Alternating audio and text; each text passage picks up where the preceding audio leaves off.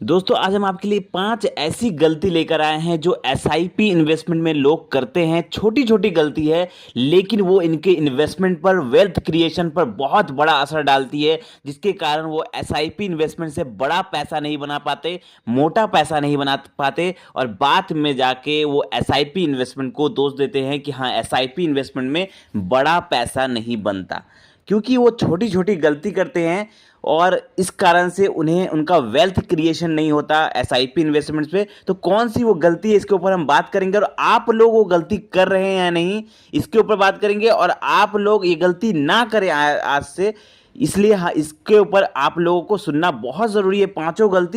पांचों गलती खास करके जो लास्ट में जो मैं गलती बताने वाला हूँ, वो बहुत सारे लोग आज भी कर रहे हैं, जिनके कारण उनका वेल्थ क्रिएशन में प्रॉब्लम आ रहा है। तो चलिए बात करते हैं। सबसे पहला गलती मैं बताना चाहूँगा, पहला जो गलती है वो है कि 2-3 साल का रिटर्न देख के इन्वेस्टमेंट करते हैं। बहुत सारा आपने ऐसा देखा होगा फंड्स, जो ऐसा होता है कि लोग कहते हैं, एडवर्टाइज आता है या बहुत सारी जगह पर आर्टिकल्स ऐसा छपता है, लोग ऐसे वीडियोस बनाते हैं कि देखिए ये फलना फंड्स ने पिछले साल 90% का रिटर्न दिया, या इस फंड ने इस साल 80% का रिटर्न दिया, बहुत ज़बरदस्त रिटर्न दिया है, बहुत ज़बरदस्त रिटर्न दिया है। अब लोग क्या करते हैं, सिर्फ रिटर्न देख के इन्वेस्टमेंट कर देते हैं।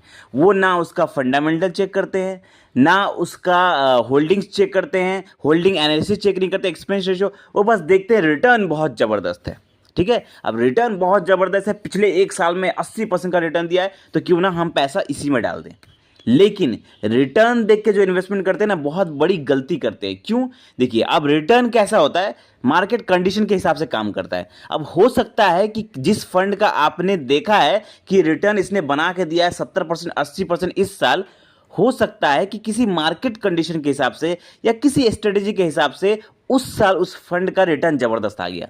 लेकिन जरूरी नहीं है कि आने वाले टाइम पर भी उसका रिटर्न उतना अच्छा बनेगा।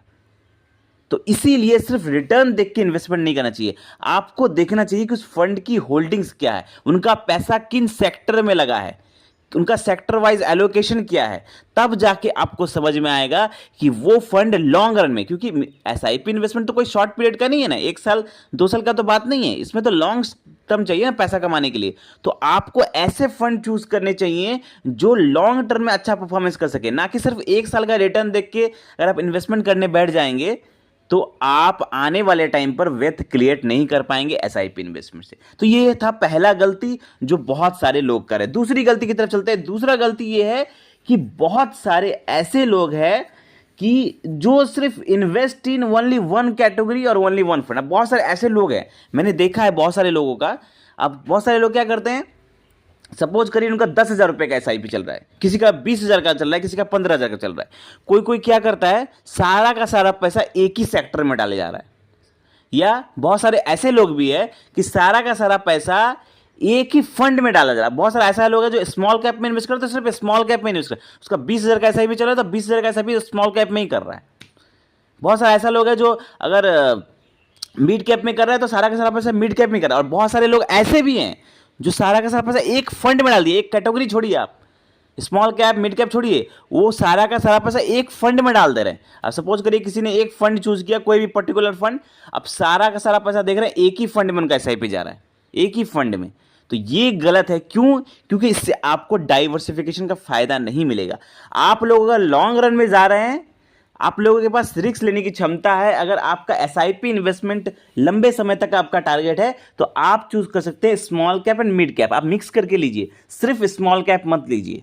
ठीक है, और अगर आपका पोर्टफोलियो डाइवर्सिफाई आपको करना है तो आप कर सकते हैं, आप कुछ परसेंट स्मॉल कैप लीजिए, स्मॉल कैप थोड़ा ज़्यादा ले सकते हैं, कोई दिक्कत नहीं है, मिड कैप थोड़ा सा लीजिए। उसके बाद आप अपने पैसों को थोड़ा बहुत आप चाहे तो फ्लैक्सी कैप में डाल सकते हैं, किसी अच्छे फ्लैक्सी कैप में डाल सकते हैं। बहुत सारे हमने ऐसे वीडियोस बनाए हैं जिसमें हम आपको बताते हैं कि आप जब भी इन्वेस्टमेंट स्टार्ट करें तो कुछ हिस्सा आप क्या करें, स्मॉल कैप में करें, कुछ हिस्सा मिड कैप में करें, कुछ हिस्सा फ्लैक्सी कैप या इंडेक्स फंड, ऐसे मिक्स करके आप इन्वेस्टमेंट करेंगे तो आपका जो पोर्टफोलियो रहेगा वो डाइवर्सिफाई रहेगा और किसी सेक्टर में कम रिटर्न आया तो किसी सेक्टर में ज़्यादा रिटर्न आएगा, इस टाइप की इन्वेस्टमेंट आपको करना चाहिए।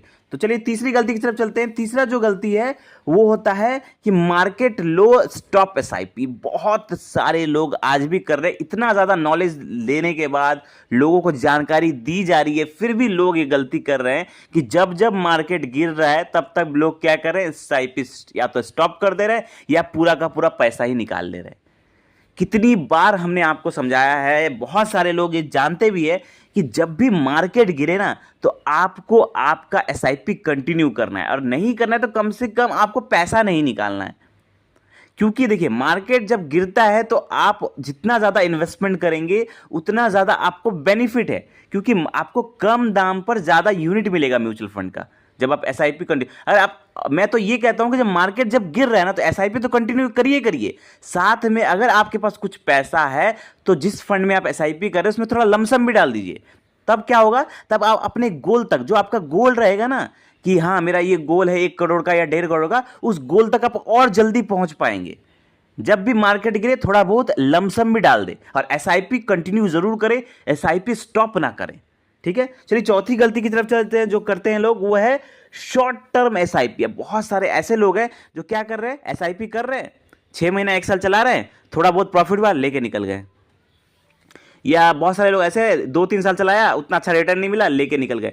लेकिन जब आप लॉन्ग टर्म तक, जब तक एसआईपी होल्ड नहीं करेंगे तब तक आप इसमें कंपाउंडिंग का बेनिफिट नहीं उठा पाएंगे। आप देखिए म्यूचुअल फंड में अगर आपको इन्वेस्टमेंट ही करना है तो लोग म्यूचुअल फंड में क्यों आता है इन्वेस्टमेंट करने के लिए, क्योंकि म्यूचुअल फंड में कंपाउंडिंग का बेनिफिट यहां पे आपको मिलेगा ना जबरदस्त। तो आप कम से कम अपने इन्वेस्टमेंट को 8 साल का समय दें। 8 साल जब तक आप अपने इन्वेस्टमेंट को समय नहीं देंगे वो कंपाउंड होने का उसको समय नहीं मिलेगा। म्यूचुअल फंड में अगर आप देखेंगे, जब आप कैलकुलेशन करने बैठेंगे तो आप देखेंगे जब आप अपने इन्वेस्टमेंट को 8 साल या उससे ज़्यादा का समय देते हैं तब वो कंपाउंड होना शुरू होता है। तब आप देखेंगे कंपाउंडिंग का मैजिक अपने इन्वेस्टमेंट पर, तब आप देखेंगे आपका पैसा कितना जल्दी ग्रो होता है। इसलिए लंबे समय तक इन्वेस्टमेंट करें, शॉर्ट टर्म एसआईपी ना करें। चलिए पांचवी गलती जो बहुत इंपॉर्टेंट है, ये बिल्कुल आपको नहीं करना है, वो है don't do SIP from bank, agent या डिस्ट्रीब्यूटर।